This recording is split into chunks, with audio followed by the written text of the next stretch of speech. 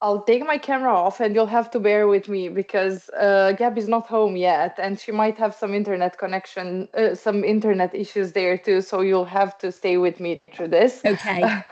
I'll take off my camera and I'll share my screen. Just let me know if you can see my screen. Perfect.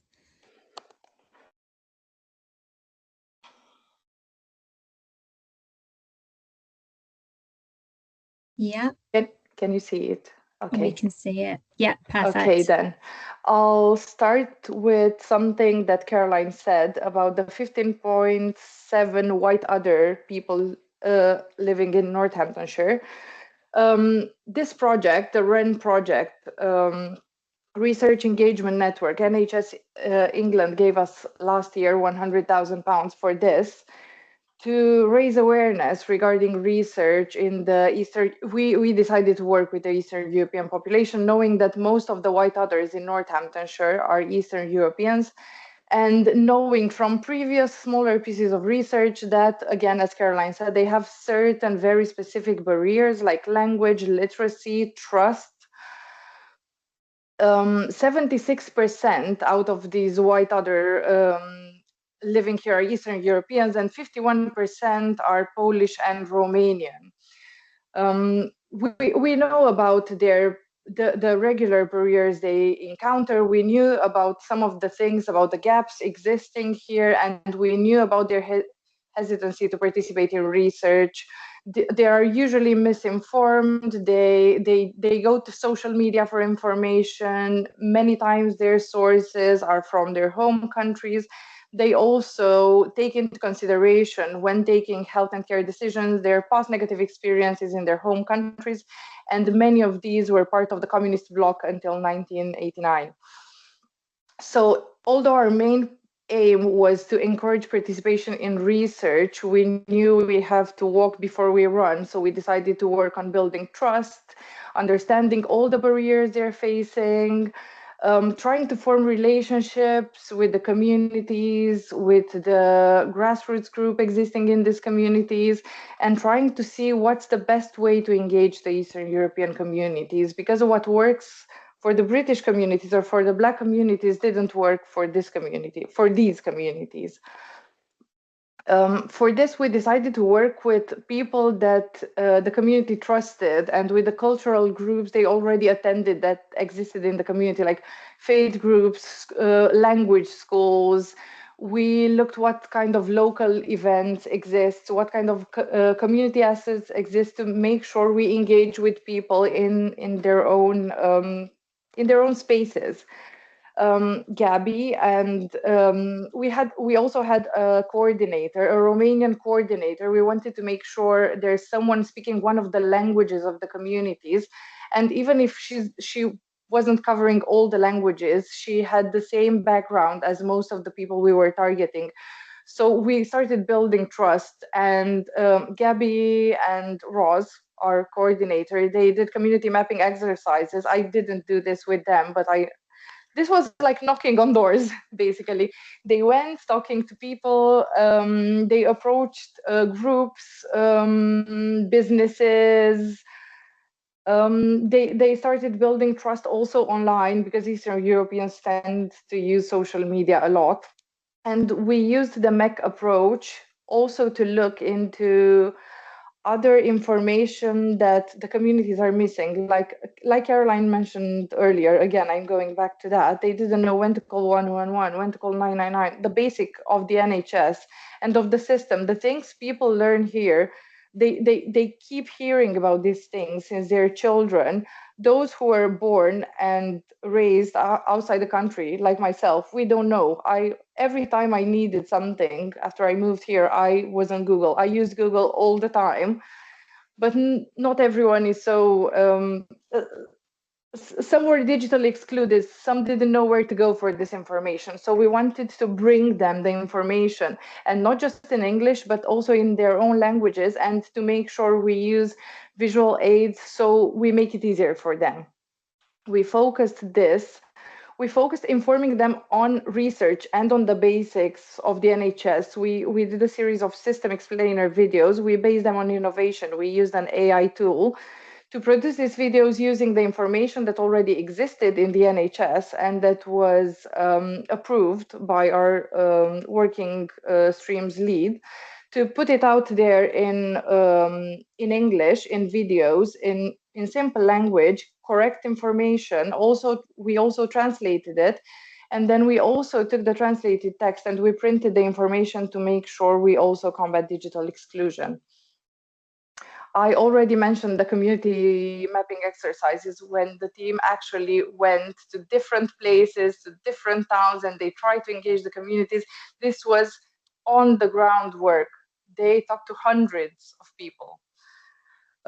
Also online, there was they had over 20,000 impressions in all their communication. They used Instagram, Facebook, Twitter, currently X, and TikTok in order to engage the communities and to share information, health and care information and research information, of course, because this was our aim to make sure Eastern European communities understand what is research, what this entails. These were the materials. We translated them in other languages. We used QR codes to make sure they can access even more information starting from there. Even if we used AI, we always made sure we check the translated information with real people to make sure everything makes sense, everything's culturally appropriate. We don't pass on false information. And now I'm going to talk a bit about the impacts of this project. There was an increased awareness on research, and not just on research and participation in research, but also on everything regarding the NHS and the services the NHS offers. Community trust was strengthened.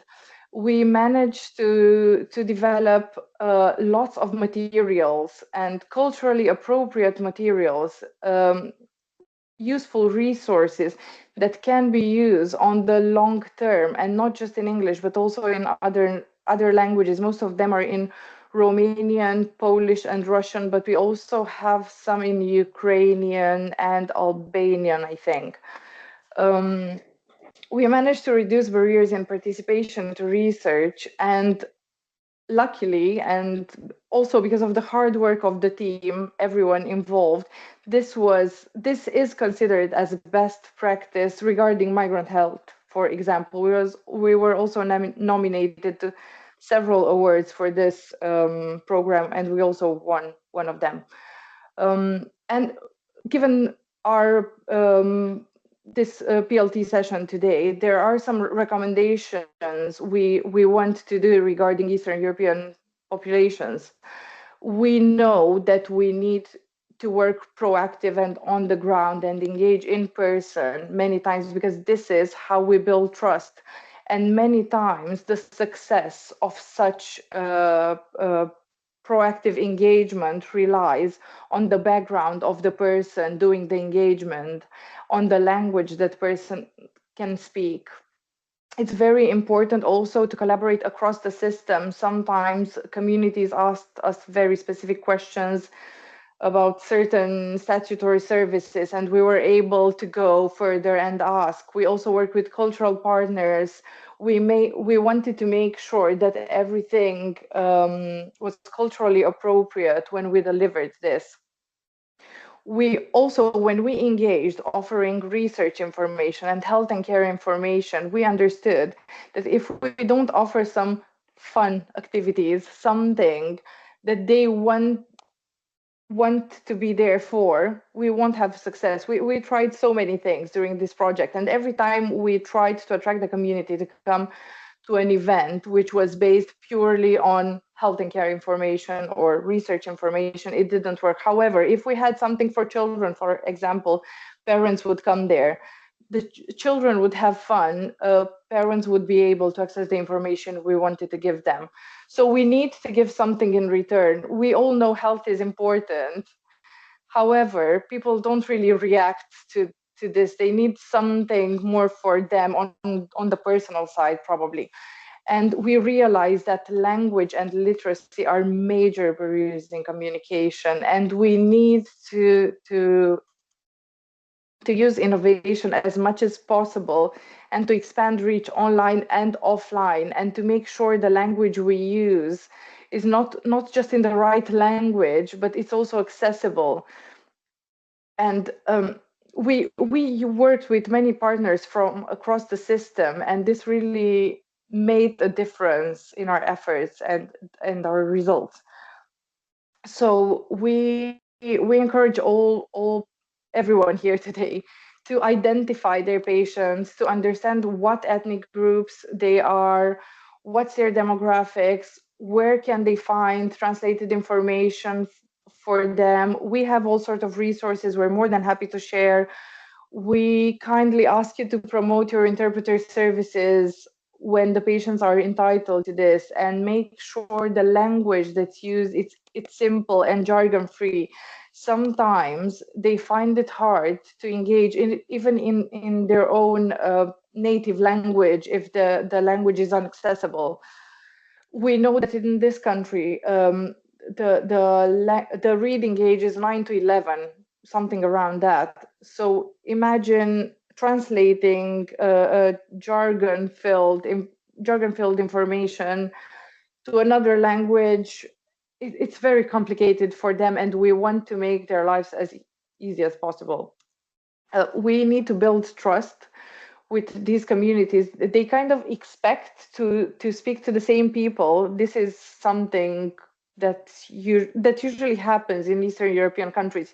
You have the same doctor, so you when you go to your GP, you see the same person, so you don't have to share the same story again and again and again, and that's how you build trust.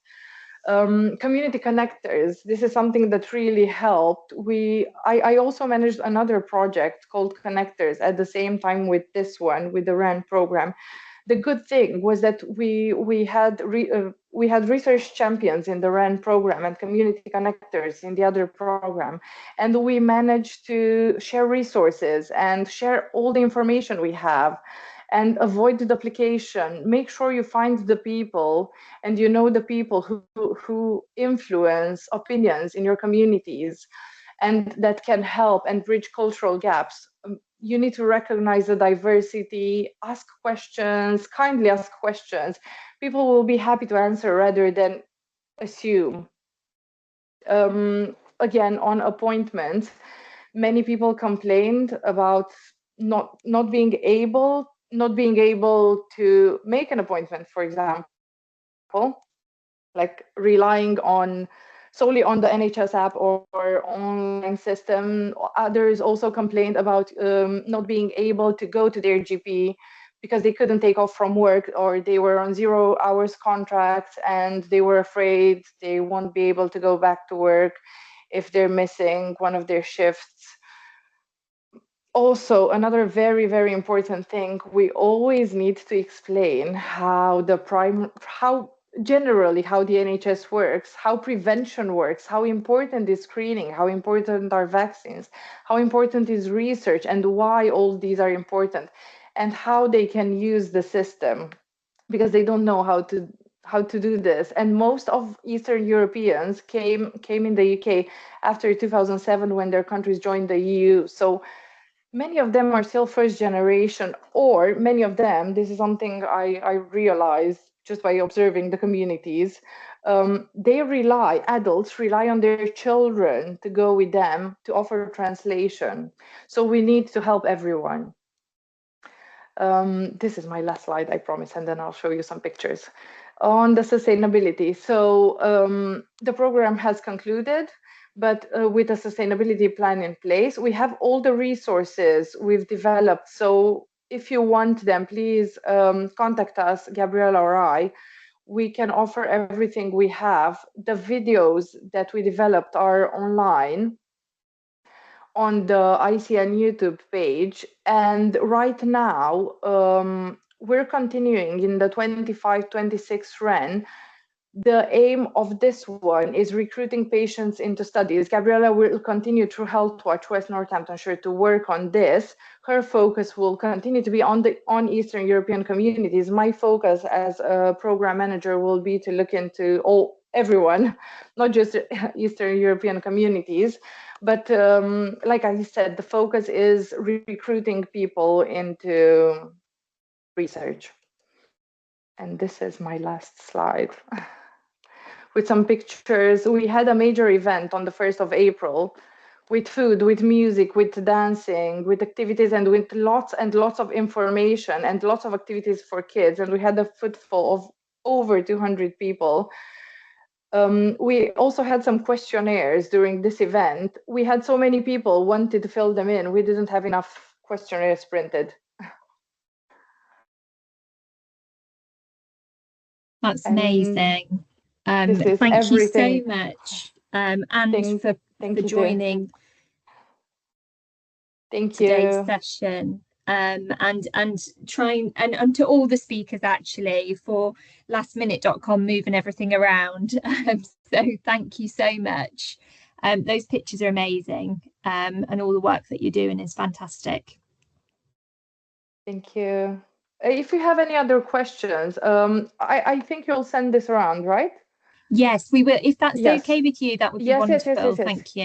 Yes. Okay, great. Thank you. Because our email addresses are there and everyone can contact us. That's amazing. Thank you very much. Thank you too. Thank you. Take care. Take care. Bye.